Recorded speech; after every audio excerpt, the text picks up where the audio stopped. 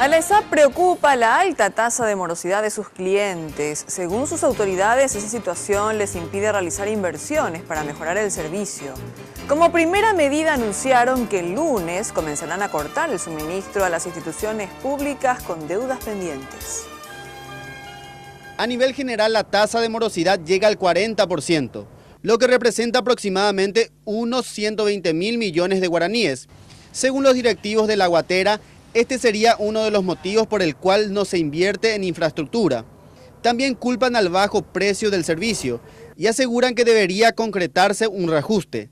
Solo para mantenimiento la empresa necesita 160 millones de dólares.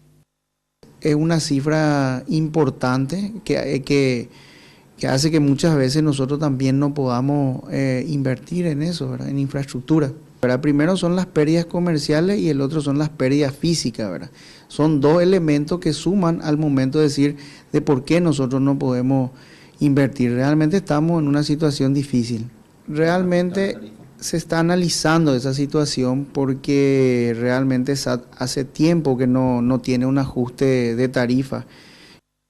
Desde la próxima semana, aquellas gobernaciones y municipios con cuentas impagas sufrirán el corte del suministro de agua potable.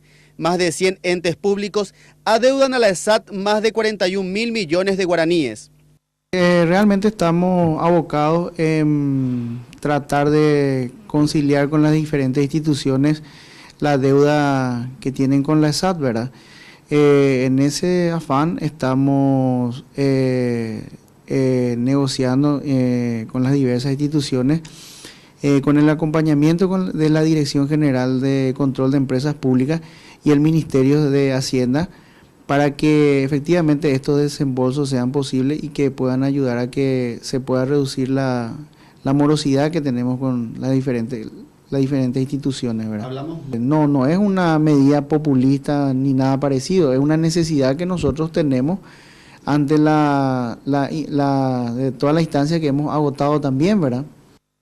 Actualmente la empresa cuenta con 320.000 clientes, de los cuales 6.000 sufren cortes del servicio por falta de pago cada mes.